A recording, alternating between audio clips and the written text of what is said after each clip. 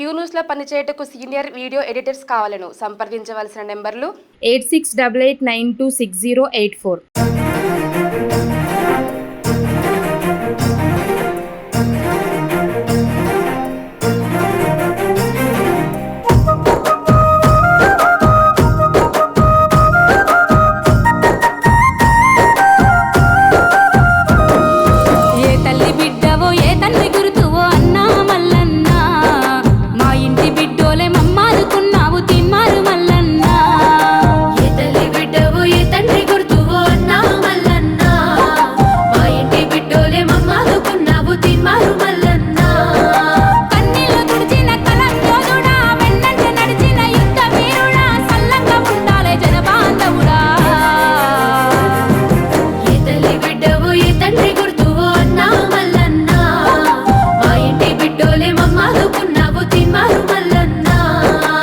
ఎవరికి ఆపత వచ్చినా మనం ముందు ఉండాలా.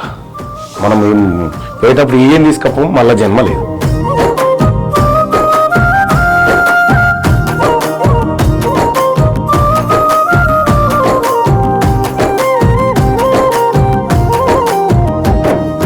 గుండె జబ్బులతోని బాధపడుతుంటే, సాగు బతుకుల నడుమ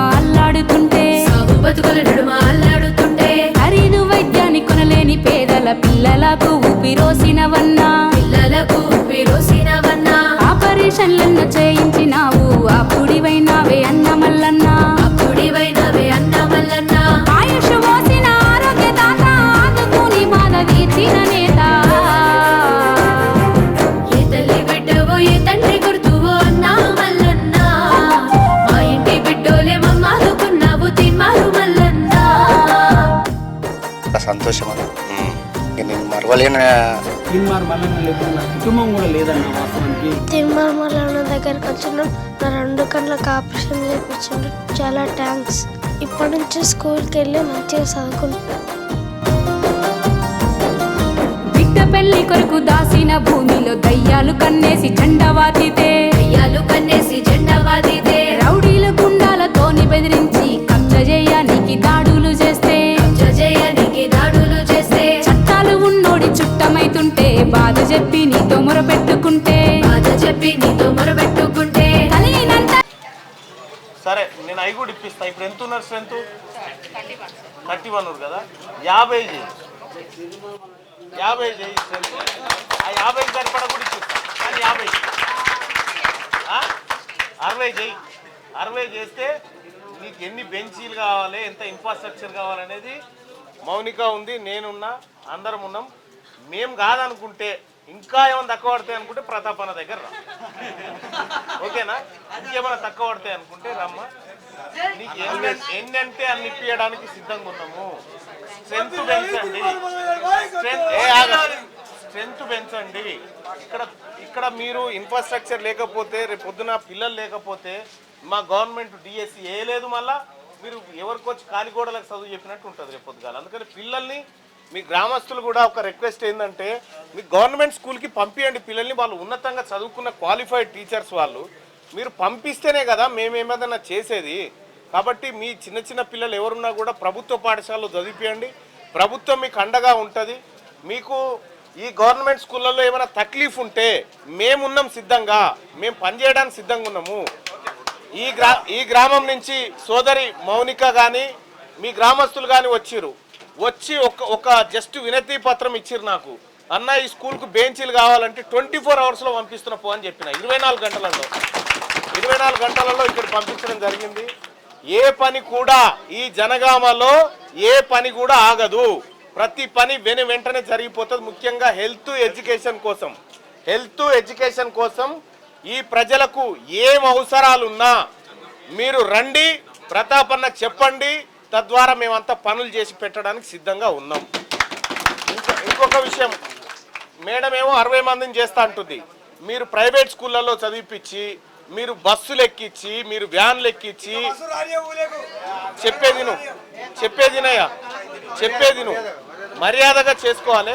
నీ పిల్లలకి అదేందే బంద్ చేయి. ఇక్కడ మీ పిల్లల కోసమే ఈ టీచర్లకు జీతాలు, మీ పిల్లల కోసమే మాకు జీతాలు, మీ పిల్లల కోసమే ఫండ్స్, మీరు కట్టేటువంటి ట్యాక్స్ల ద్వారానే ఇవన్నీ తెస్తున్నాం. ఇవన్నీ తెస్తున్నాం మీరు కట్టే ట్యాక్స్ల ద్వారానే. సరే ఇలా ఇవి సొంతంగా ఇప్పించినే అయినప్పటికీ కూడా మేము ఏదైతే చేస్తా ఉన్నామో అదంతా మీకోసం చేసే పనే. మీరు సహకరించాలి. ప్రభుత్వ బడులను బాగు చేసే బాధ్యత మాది, చేపించుకోవాల్సిన బాధ్యత మీది. ఒక్క అనా పైస లేకుండా ప్రభుత్వం భోజనం పెడుతుంది, బట్టలు ఇస్తుంది, పుస్తకాలు ఇస్తుంది, చదువు చెప్తుంది, అన్ని చేస్తుంది. ఇక్కడ ఎవరన్నా ప్రతాపన్న గవర్నమెంట్ స్కూల్లో చదివినోడే, నేను గవర్నమెంట్ స్కూల్లోనే చదివినా, అందరం గవర్నమెంట్ స్కూల్లోనే చదివినాం. కాబట్టి గవర్నమెంట్ స్కూల్ని డెవలప్ చేసుకునే బాధ్యత మన అందరి మీద ఉంది. మీరందరూ కూడా రిక్వెస్ట్ చేస్తా ఉన్నా, ఈ బడిలో మీ పిల్లల్ని నింపండి. ఈ బడిలో సౌకర్యాలను మేము నింపుతాం, మాది బాధ్యత.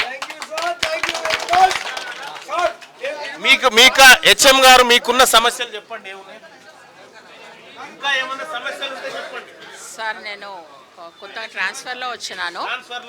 అవును, సరైన అవగాహన లేదు మాకు. సార్ అవగాహన ఉన్నవారు సార్, స్కూల్కి కాంపౌండ్ వాళ్ళు కావాలి సార్. హై స్కూల్ అంటే కాంపౌండ్ వాళ్ళు కావాలి సార్. కావాలి. పక్కకే హై స్కూల్ ఉంది, సేమ్ ప్రిమిసెస్లో ఉంది. కాంపౌండ్ వాళ్ళు కావాలి సార్. ఒకటి వాటర్ ఫెసిలిటీ, ఒకటి ఇప్పుడు అమ్మ ఆదర్శ పాఠశాల అవుతుంది, ఇప్పుడు అండర్ కన్స్ట్రక్షన్ నడుస్తుంది. ఒక కాంపౌండ్ వాళ్ళు అయితే మెయిన్ ఇంపార్టెంట్ సార్. బోర్ ఉంది సార్, బోర్ ఉంది. ఇప్పుడు అమ్మ ఆదర్శ పాఠశాల అవుతుంది సార్, అది వర్క్ నడుస్తుంది. కాంపౌండ్ వాళ్ళు బాగా కావాల్సింది సార్. దాదాపు చుట్టూ హై స్కూల్ చుట్టూ ఒక దాదాపు 400 మీటర్స్ ఉంటుంది. 400 మీటర్స్ కలిపే. అంటే ఇది ఆల్రెడీ వీళ్ళకి ఉన్నది సార్, ప్రైమరీ స్కూల్కి ఉంది. ఒకటే కేంద్రం కదా, ఒకటే ప్రిన్సెస్లో. దాని ఎస్టిమేషన్ చేయించి ఒకసారి అన్నం కలవండి, అన్న నా దగ్గర పంపిస్తాడు, నేను ఆ కార్యక్రమం చేసి పెడతాను. వాటర్ ప్లాంట్ ఎక్కడ? అక్కడ ఇక్కడ కలిపి ఒకటే పెట్టాలి.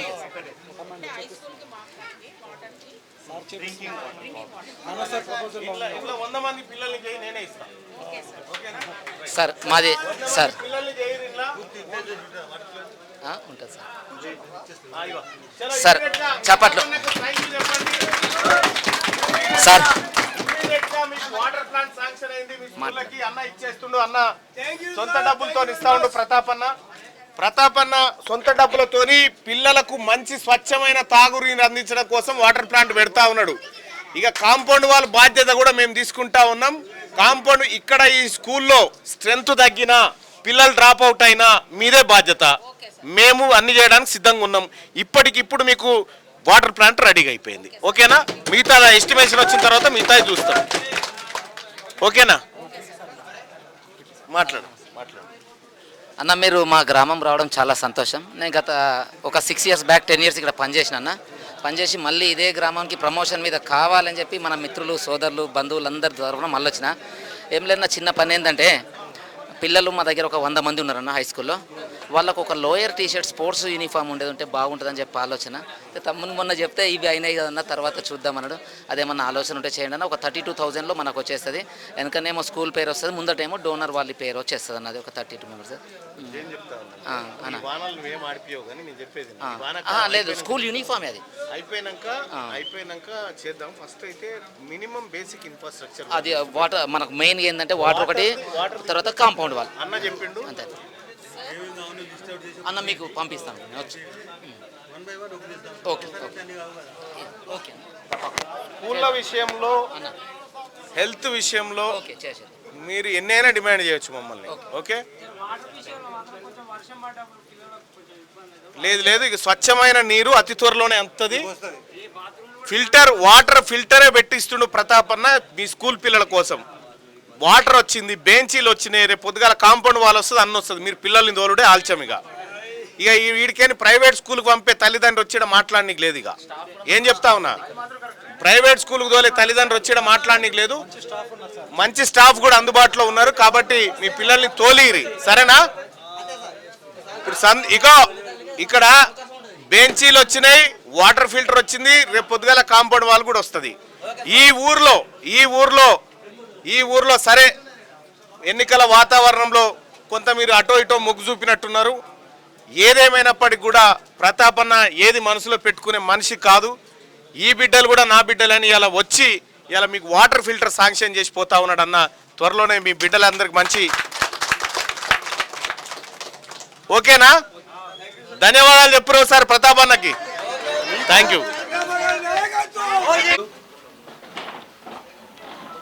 మిత్రులు తీన్మార్ మల్లన్న గారు ఈరోజు కొమరవెల్లి మల్లికార్జున స్వామి దర్శనం కొరకు కొమరవెల్లికి రావడం జరిగింది. దర్శనం తర్వాత మన చర్యల పట్టణానికి రావడం జరిగింది. ఈ సందర్భంగా వారికి నా హృదయపూర్వక ధన్యవాదాలు తెలియజేస్తున్నా. ఎన్నికల ముందు మొక్కిన ప్రకారంగా మొక్కు తీర్చడం వరకు ఈరోజు ఇక్కడికి రావడం జరిగింది. చాలా సంతోషం. వారు ప్రజాసేవలో చాలా ముందున్నారు. మనకు అందరూ తెలిసిన విషయమే. తెలంగాణ సమస్యలే కాకుండా మన ప్రాంత సమస్యలు కూడా అన్నీ కూడా తెలిసిన ఎమ్మెల్సీ గారు. ముఖ్యంగా ఇక్కడ దొంగ ఓట్ల ఎమ్మెల్యే ఉన్నాడు. ఇక్కడ దొంగ ఓట్ల ఎమ్మెల్యే పల్లరాజేశ్వరి గారు ఇక్కడ ఉన్నారు. ఆ దొంగ ఓట్ల ఎమ్మెల్యే ఎప్పుడు కూడా ఎట్లా దొంగతనం చేయాలి, ఎట్లా మోసం చేయాలి, ఎట్లా అన్యాయం చేయాలని ఆలోచించే వ్యక్తి. ఈరోజు హైదరాబాద్లో ఆయన ఎడ్యుకేషన్ ఇన్స్టిట్యూషన్లో చేస్తున్నది అదే. ఎన్నో భూ కబ్జాలు పెట్టుకుంటూ ఎడ్యుకేషన్ ఇన్స్టిట్యూషన్ కడుతున్నాడు. ఆయన విద్యాసంస్థ మోసం చేసే విద్యాసంస్థను సంపాదించుకున్నాడు. అదే పరంపర నడుస్తూ ఉన్నది. మరి ఆయన ఇక్కడ కూడా అదేవిధంగా పనిచేయడం కొరకు ప్రయత్నం చేస్తూ ఉన్నాడు. ఇక్కడ మా నాయకులు కార్యకర్తలు అందరూ కూడా అడ్డుపడుతున్నారు. కాంగ్రెస్ బలం ఇక్కడ చాలా ఎక్కువ ఉన్నది. కాకపోతే ఏమన్నా జరిగిన ఎన్నికల దొంగ ఓట్ల ప్రభావంతోనే కాంగ్రెస్ పార్టీకి అన్యాయం జరిగింది. ఇక ముందు ఇక్కడ కాంగ్రెస్ కార్యకర్తలకు అనుభవం వచ్చింది కాబట్టి అలాంటి పొరపాటు జరగదు. రాబోయే ఎన్నికల్లో గ్రామ పంచాయతీ కానీ మున్సిపాలిటీ కానీ కాంగ్రెస్ సత్తా ఏందో చూపిస్తారు. మిమ్మల్ని నేను కోరేది ఏంటంటే మీ సహాయ సహకారాలు జనగాం కూడా మీ నియోజకవర్గంలాగానే భావించి మా ప్రజల కార్యకర్తలకు కానీ ప్రజలకు కానీ సమస్యల పరిష్కారం కొరకు మీరు మాకు ఎల్లవేళ చేస్తున్నారు. గతంలో ఇప్పుడు కూడా చేయాలని చెప్పి కోరుతూ మరి ఈరోజు మా చర్యాల పట్టణంలో ప్రెస్ సోదరులను ఉద్దేశించి మాట్లాడాలని కోరుతున్నాం.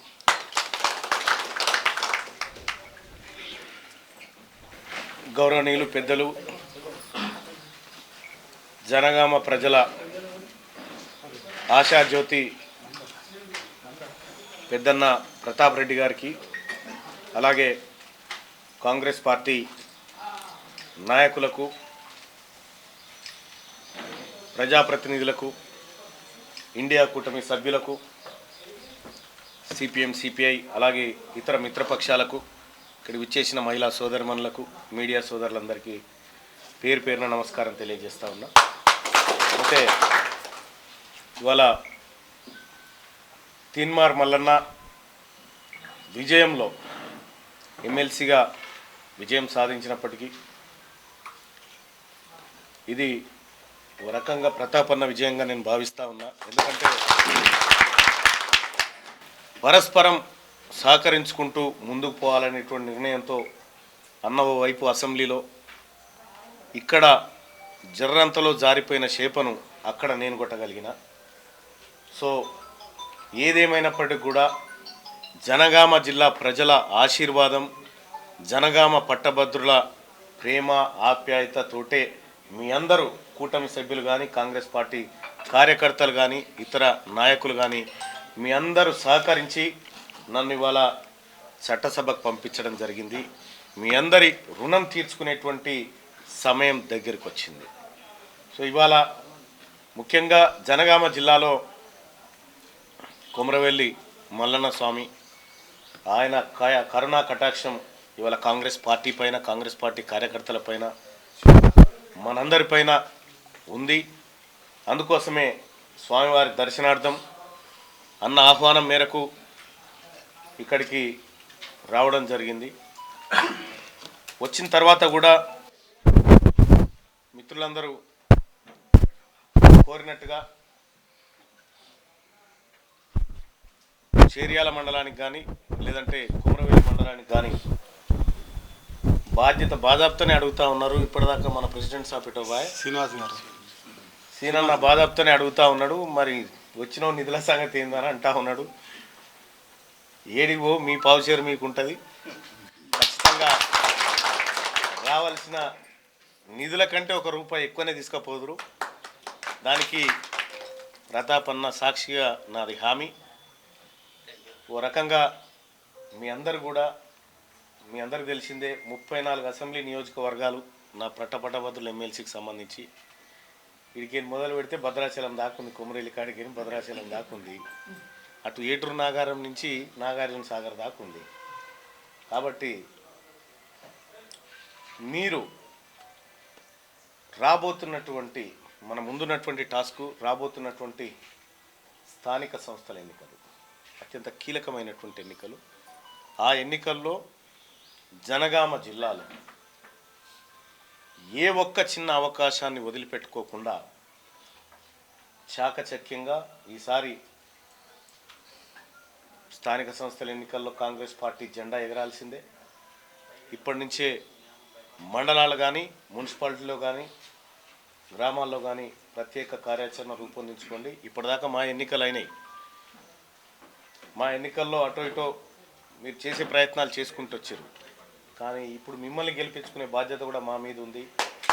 ఆ బాధ్యతను మేము నెరవేర్చుకోవాల్సిందే.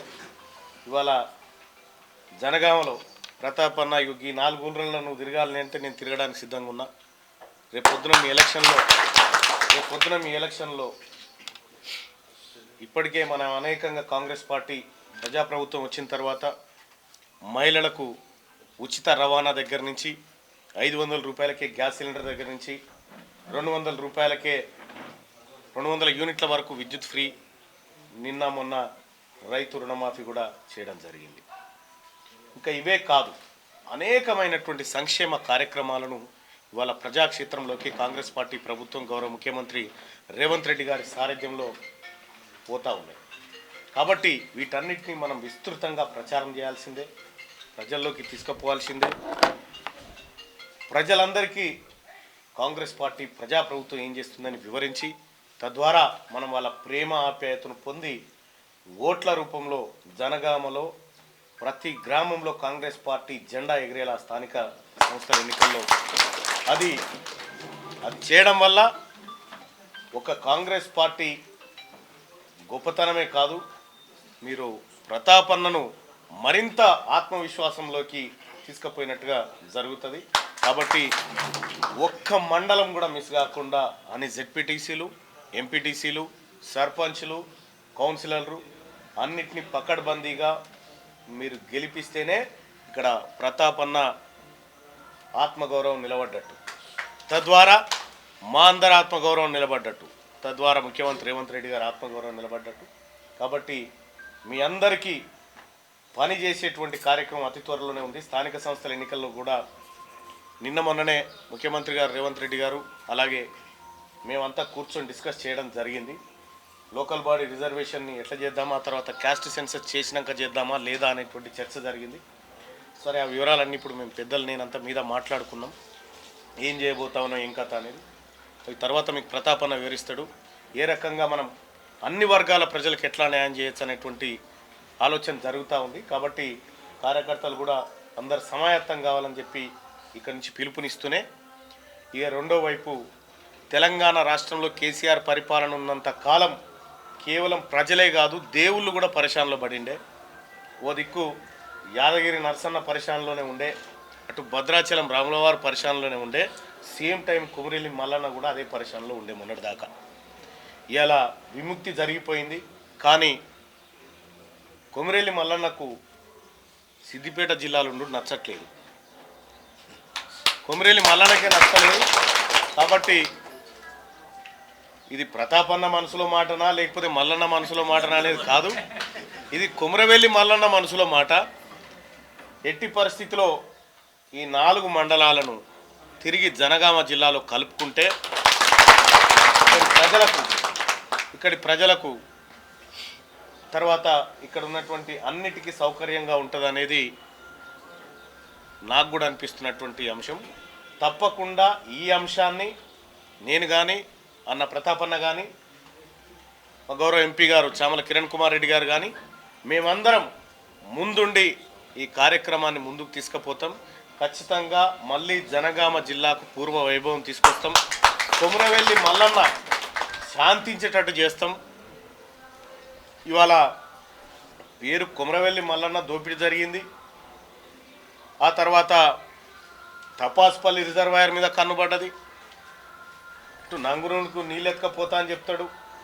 సో ఇక్కడ ఉన్నటువంటి చేర్యాలకు, ఇక్కడి ప్రజలకు సాగు తాగునీరు కోసం ఆ రోజు ప్రతాపన్న ప్రయత్నం చేస్తే ఇవాళ ఈ చేర్యాల ప్రజల కోసం, ఇక్కడ రైతాంగం కోసం, వాళ్ళ బాగోగుల కోసం కేసీఆర్తో కొట్లాడి నా ప్రజలకు అన్యాయం జరిగితే నేను టీఆర్ఎస్ పార్టీలో ఉండను అని కుండబద్దలు కొట్టి బయటికి వచ్చి ఇవాళ మీ అందరి ఆకాంక్షల మీద పనిచేస్తున్నటువంటి ప్రతాపన్న ఆ ఆశయాన్ని నెరవేర్చుకునే దిశగా సిద్దిపేటకు అక్రమంగా అలొకేషన్ లేని నీళ్ళు ఏదైతే ఎత్తుకపోతా ఉన్నాడో వాటిని ఖచ్చితంగా నివారించాల్సిందే.